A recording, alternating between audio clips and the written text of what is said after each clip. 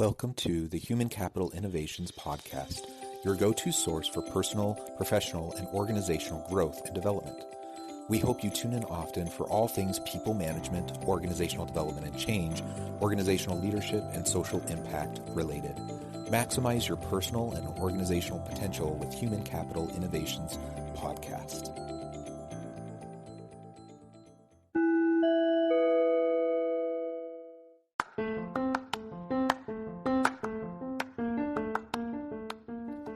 Welcome to the Human Capital Innovations Podcast. In this HCI podcast episode, I talk with E.A. Csolkovits about professional mentorship and being more of a giver than a taker.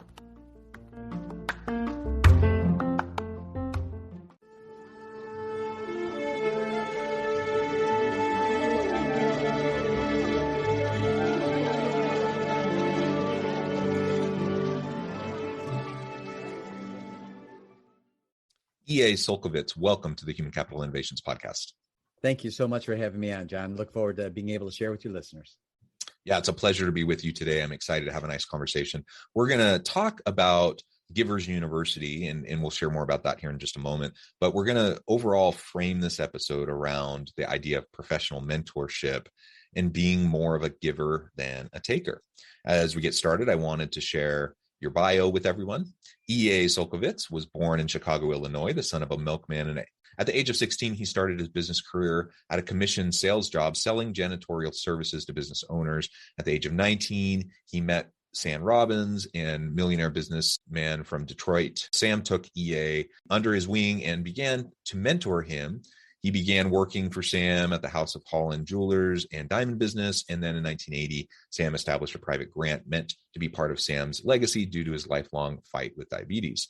Continuing on with this, Sam and EA began to formulate heart healthy and wellness, nutritious foods and drinks. And that is just a little snapshot tidbit of the back of what you bring to the table. I'd love for you to share a little bit more about how you got from there to where you're at now with Givers University, and then we'll launch on in and talk about more about mentorship and being givers more than takers. Awesome. Thank you, John. I look forward to that, and I appreciate the bio there. There's a lot on my bio, but I have to say it's still not as long as my last name. So I've got some more cut out for me. I've got to get going. So and it's interesting, mentorship. I'm a huge advocate of mentorship because of my personal experience. And because of mentorship is how Givers University even came about. So if I can take everyone with me on a stroll back in history, if you will, to sort of explain how I got connected with a word I didn't even know what mentor meant when I originally realized I needed one. So if I can share that story with everyone, because it's got some interesting anecdotes that are twisted through that. As you mentioned, I'm son of a milkman, very humble upbringing, nothing. My father was a distributor for Twin Oaks Dairy, and, I'm 65 years old. So back then, when I was 5 years old, milk was still in glass containers, and there was a milkman, and that was my dad. He was, and there was a box outside every house. It was amazing, John. Everyone knew there was money in the milkman box, and no one ever touched it. It was, different times. It was just interesting. There was always, not one time did anyone ever touch the milkman money. Anyway, so at 16, I became a janitor, as you mentioned. And while being a janitor, I had two literally life-changing events. One was, at 16, I was able to be bonded, which basically is insured, so that if my buffer, when I was cleaning a place, buffing the floor, if it hit a piece of equipment, the insurance company would pay for it. That also allowed me to be in really expensive places and really expensive homes because of being bonded. One of the homes I was able to clean, I was in every single Wednesday cleaning her house. The name won't mean anything to your listeners until I make the movie reference. And that was every single Wednesday I was in cleaning this lady's house, and her name was June Martino. Now, if you've ever seen the movie, it's still actually out now. In fact, just for the heck of it, I saw it again last Strong End. I don't call them weekends. I call them Strong Ends. And it had been a year or two since I saw it. The name of the movie is called The Founder. It's with Michael Keaton, and he plays Ray Kroc, right? In the movie, Ray Kroc, Michael Keaton, is constantly talking to this lady outside his office. That lady is a lady whose house I cleaned. And that's June Martino, who had, when I met her, had the third most controlling stock in McDonald's. And, and I was from Chicagoland area. World headquarters of McDonald's was there. I lived in actually the same town where the world headquarters was, Oak Brook. And it was there for decades. It's recently moved. But so everyone knew in the area, everyone knew who June Martino was, right? So here I am cleaning her house every Wednesday. And one of the things, John, that was extraordinary to me was I thought to be successful, you had to be a jerk. I don't know where that came from, but in my mind, I thought you had to be me only, me first. It's only business, all that kind of thing. She was so the opposite. It was incomprehensible to me. And I would look at her and watch her as I was buffing her floors and cleaning. And she had a full-time maid and full-time butler, but I was there to do the pool and garage, all that kind of stuff, the heavier stuff, if you will. And this lady was so nice and so approachable. So one day, and I was 16 at the time, so I mustered up all the courage that a snot-nosed 16-year-old could muster up, shaking in my janitorial boots as I went up to her, because I'm going to ask June Martino a question. So I said, hi, June. And she was so approachable, John. It was extraordinary. I mean, just always said hi, everything, So I went up there, I said, hi, June. She said, hi. She knew who I was because I was in every week. And I said, can I ask you a question? She said, sure. She said, well, I said, could I ask you about it? And she said, well, what's that? I said, well, the whole McDonald's thing. I'm not kidding, John. She put her arm around me, brought me in the kitchen. And I'd asked her in the morning, the entire day, told me the entire story from where she worked for Ray before he had even met the McDonald's brothers when he was a milkshake mixer salesman, all the way through up to the moment we're sitting in the kitchen. She even had the maid and butlers bringing us food, right? So, she could keep telling me the story. And I'm thinking, this is crazy. I got June Martino, and she's telling me all this stuff. And it's just me. I keep looking around, see if there's someone else in the room. So she tells, by the way, the movie is chronologically, there's a lot of events that happen, but it is way Hollywood spin. They try to make Ray wasn't that way. Ray didn't act that way. He had his moments, but it clearly, I lived the McDonald's phenomenon, my whole life, McDonald's was coming into being, right? And knew the people, right? So, but it was Hollywood spin, which is typical. But there was many events that were actually nodded to that were accurate. She actually told me about one of them that's in the movie. Did you see the movie by any chance? Yeah, I did. I really enjoyed it. Okay. And I was always curious how accurate it was, because it really did make him out to be a complete jerk. Yeah. And he wasn't totally not that way, and if you notice, his wife gave a huge fortune to Salvation Army, if you look at the end. So, he lived his life totally different than the way they said Hollywood spin. Anyway, having to make drama out of where there wasn't any. But a lot of the events there were nodded to, right? There's an event in the movie where June, who kept the books, goes into Ray's office and says, Ray, we're out of money. There's no money in the till. We're out of it. And that causes him to call the brothers. They have an argument on the phone. I need more percentage. And he slams down the phone, right? That event happened. She told me about that event decades before the movie came out. Not the way it was portrayed in the movie, but it did happen. And she told me they made an agreement that she would work for Ray for no money. She said there wasn't any money, but I would keep working for him. And he would take some of the bill collector phone calls from me if they called me and wanted money. So I just asked her, I said, June, I'm a janitor, as you know. I said, I work paycheck to paycheck. Why'd you do it? Why'd you work for no money? I said, because if I don't get paid on Friday, I'm not showing on Saturday. I need my paycheck, right? Why'd you do it? John, she sat back and stared at me with this total eye lock stare. And I could tell I just asked her a question no one ever asked her. And when she spoke, it made the hair stand up on the back of my neck. And I still remember what she said and my first thought. When I asked her, June, why'd you do it? Why'd you know no money, no pay? And at that point, by the way, part of the agreement was he was going to give her worth less than zero company stock, worth less than zero, right? Her answer to me was, because I believed in Ray. And my first thought, John, was, that's it. That's what I need. I need a Ray Kroc. It certainly didn't work out too bad for her. I'm cleaning this $1 million home, and it was $1 million home when I was 16 years old, and I'm 65 now. So, who knows what that was in a place called Ginger Creek outside of Oak Brook area still. And I said, man, I need a Ray Kroc. I didn't know what a mentor was. I didn't know how to spell it. I spent all my hooked on phonics money probably on something else. So here I am thinking, that's it. So I remember thinking inadvertently, doing the right thing. And I mean, inadvertently. I didn't know I was doing the right thing. It just happened. I said, where's my Ray Kroc? Where would I find my Ray Kroc? It wasn't 2 or 3 months later at the same janitorial service. We get a phone call at night. The boss persuades me to go show some carpeting to this guy coming in from Detroit.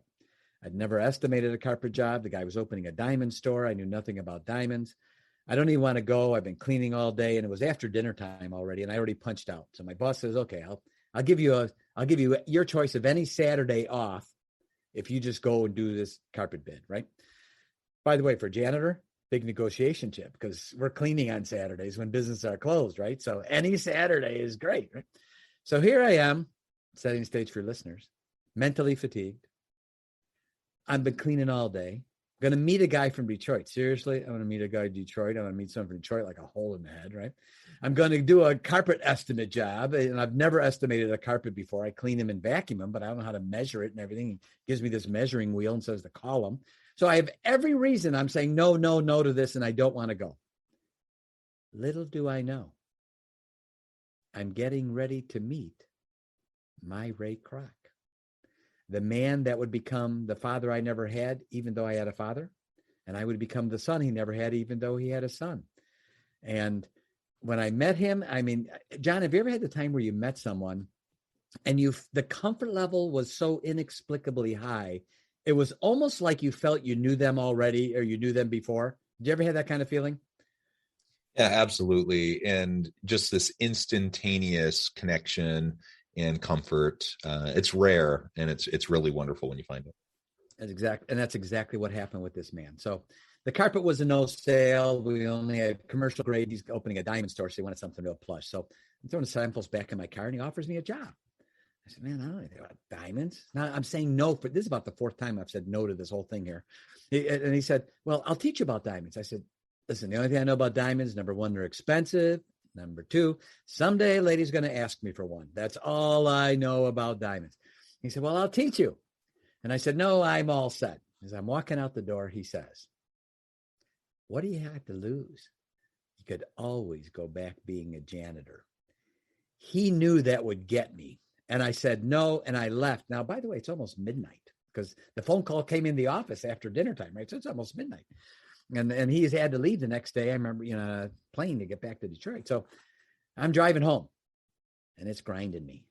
That's getting to me, what he said. Saying, well, he's right. I could always be back a janitor. I mean, people are always going to make a mess. I could always clean. And what did he mean by I could always go back? It was sort of snide the way he said it. He knew he was hooking me when he said it. He knew, and he was right. So I said, about halfway home, I said, I'm going to find out exactly what he meant by that. So I turned the car around thinking he's going to be gone already, going back to the airport first thing in the morning. He's still there. So we come to an agreement. I start working for him. Now I can share with you that I was very blessed with this because I didn't know at that time that I actually had met a man who was a genius in the puritanical sense, not the IQ BS. And I believe the IQ is BS, right? I mean, here's a man that really, he could talk to you for 10 minutes, look in your eyes, have a conversation with you, and he had you pegged. He knew you, human engineering 101 kind of person, right? And he had me pegged. So at 19 years old, I had been working for him for a few years. I said, Sam, will you teach me all of it? I mean, all of everything. Don't hold back. Because I learned at that point that he'd become Detroit's youngest self-made millionaire. I learned at that point that he earned $1 million in 1 year during the Depression when people were jumping off of buildings and there was multi-mile long soup lines, and he earned $1 million in 1 year.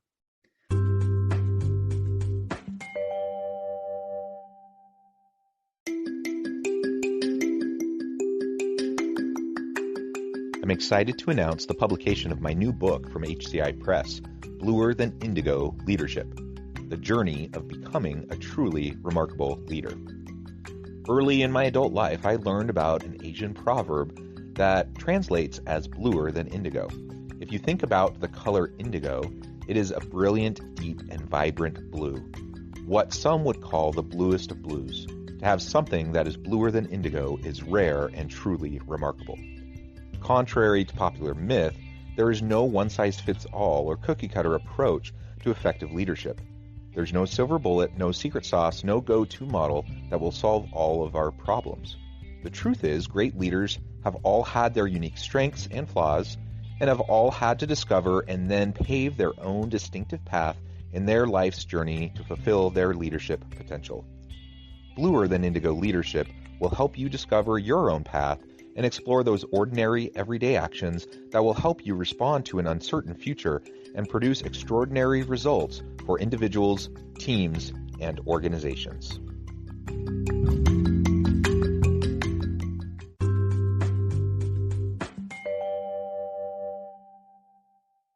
So I learned all these things. I thought, man, this is the guy I got to learn from. I want to learn it all. There's no, this is it.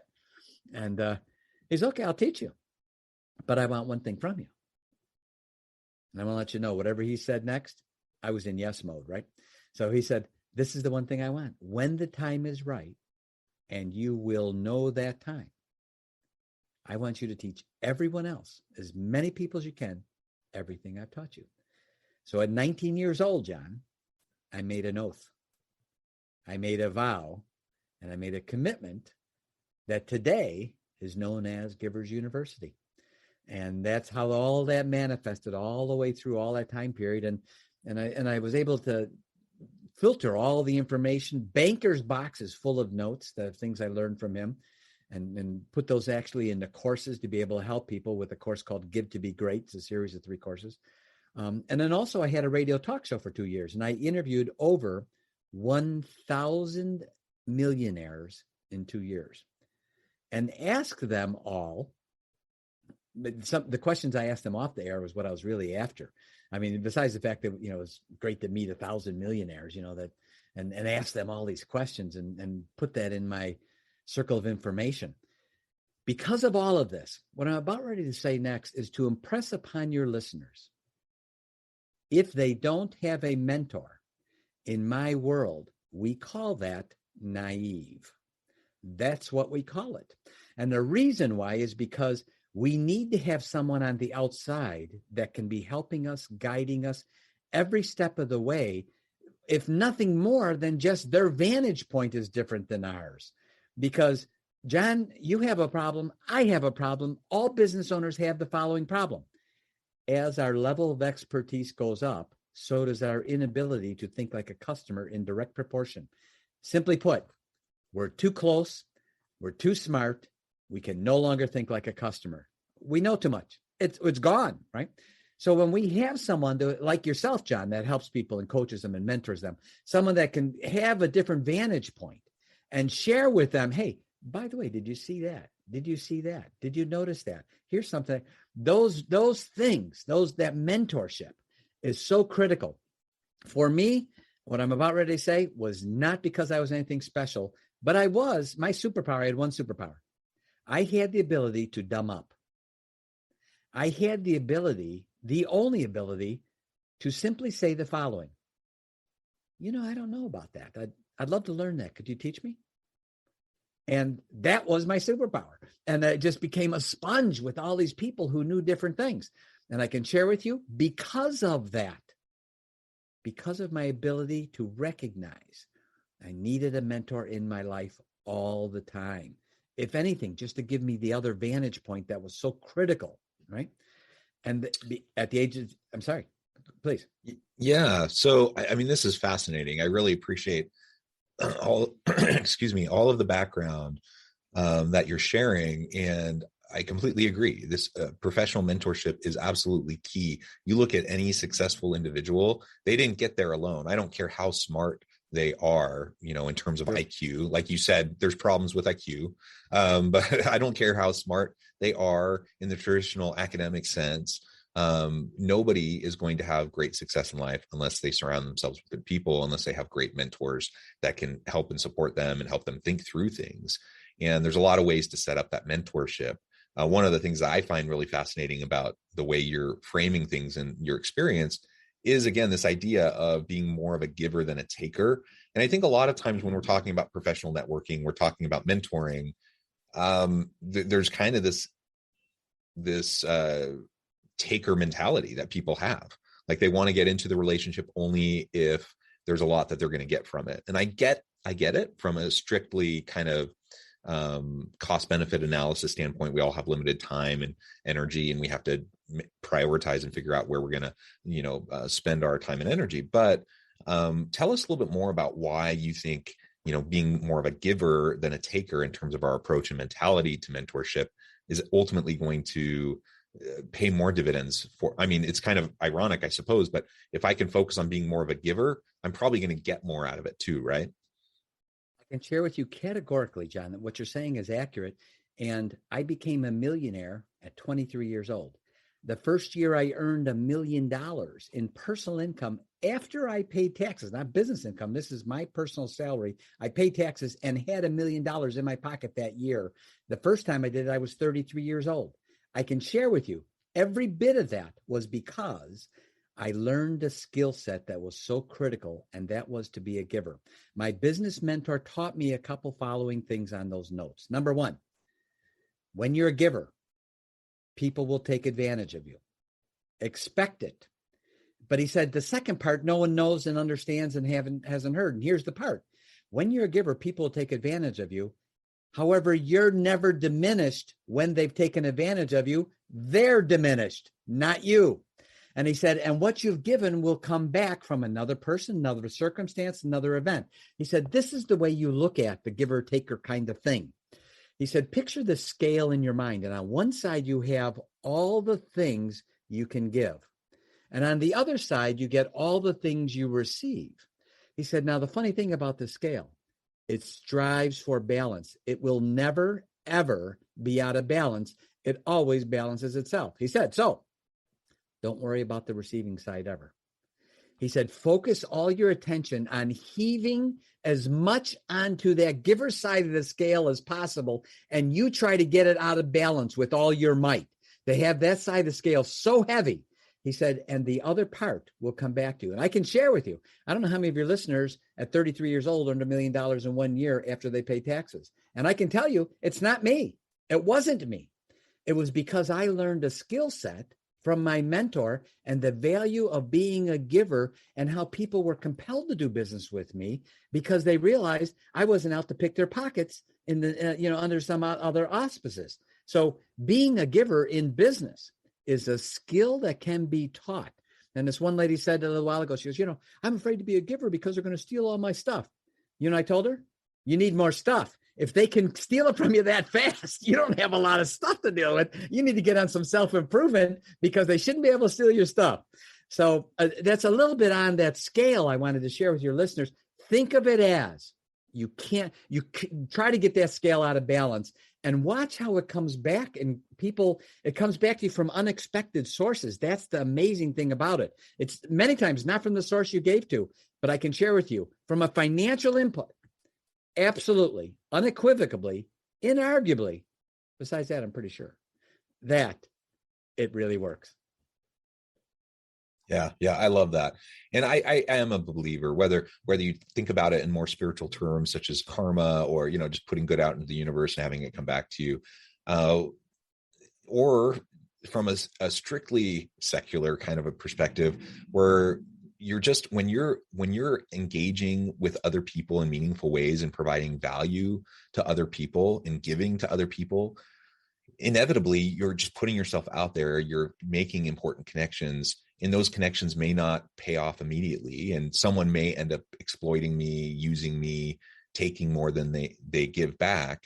But in my interactions with those people, I'm going to then have opportunities to interact with other people. And there's a bit of a springboard effect that ultimately, me doing those things now, giving now, adding value now, will produce outcomes. It may not be today, but in a year, 5 years, 10 years from now, there will be new opportunities that will emerge that would never have happened had I not had that giver mentality. I've experienced that repeatedly in my life. And I am just a big believer in not establishing professional relationships and mentoring and networking if strictly with the idea in mind that I need to get something out of this right now. If that's your mentality, you're going to be disappointed. If that's your mentality, you're going to use and exploit people, and that your reputation precedes you, and that will become known to people, and it's going to hurt you in the long run. Exactly right. And I like the way you use exploit, because I think that's a really a proper word in the explanation. But here's the part, as you know, John, they're actually exploiting themselves. They're not exploiting the other person, because they're going to lose the relationship. The other person's going to catch on. And so there's really no way of doing it. And once the skill set is there and someone really understands that when you can wow and work on wowing every person you meet or that you have an interaction with and just over delivering, you watch how they migrate to you because you're doing something no one else is. Because everyone's saying, pay me up front, give me some money, give me a retainer. I need all these things before I'll do anything for you. And I say, no, I'm happy to show you. I can bring you the value. I'll show you for nothing. But at that point, then you're going to need to take care of what, we're going to take care of business, and it's going to be in a good way. But I promise you this, I will always deliver more than whatever you are expecting. And so we teach that in Givers University as a whole mindset. It's through this course called Give to Be Great, this series of 3 courses. The Giver's Mindset, the Giver's Lifestyle, the Giver's Lifelong Learning are the 3 courses of Give to Be Great. Well, EA, it has just been a real pleasure talking with you. I know the time it has flown by, and I need to let you get back on with your busy day. But before we close for today, I wanted to give you a chance to share with listeners how they can get connected with you, find out more about Givers University, and then give us a final word on the topic for today. Great. Just go to Givers, it's plural, giversuniversity.com, sign up for our free newsletter. We don't spam people. You'll get something that says you want to communicate with these people, say yes.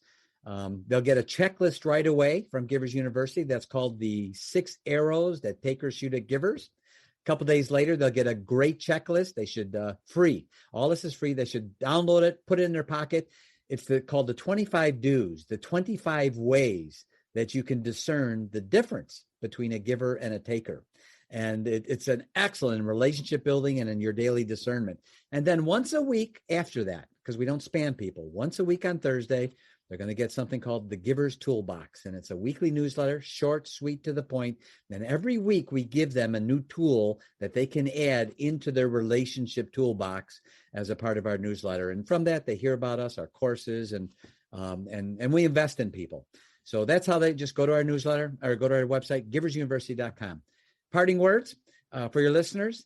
The 3 things that my mentor talked me into saying to myself every single day. And I've done this for 45 plus years. Every single day I say these things, and I can tell you they got me through thin, they got me through thick, they helped me in the best of times.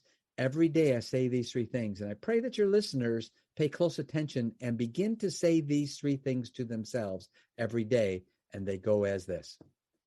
I will never give up, I will keep rising up, and I will always overcome. Perfect. Thank you so much. It has just been a real pleasure talking with you today. I encourage listeners to reach out, get connected, find out more about what EA and his team can do, find out more about Givers University. And as always, I hope everyone can stay healthy and safe, that you can find meaning and purpose at work each and every day. And I hope you all have a great week.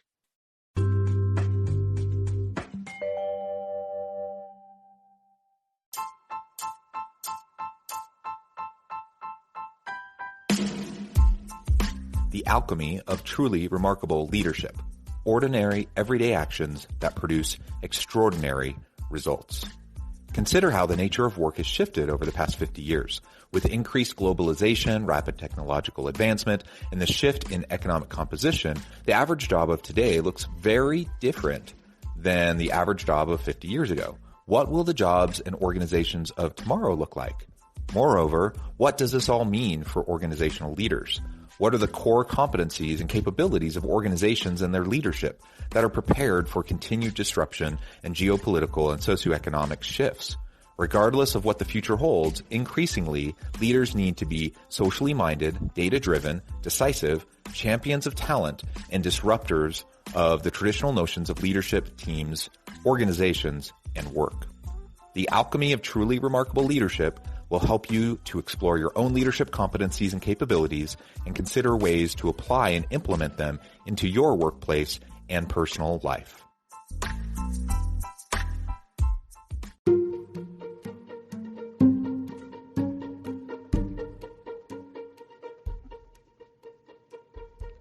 check out Human Capital Innovations magazine, Human Capital Leadership.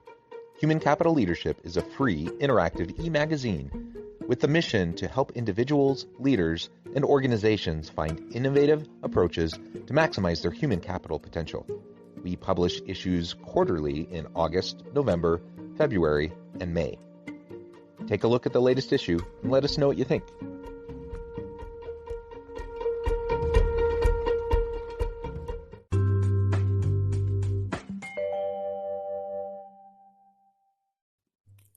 Thanks again for joining us for this episode of the Human Capital Innovations Podcast. I hope you stay healthy and safe and that you have a great week.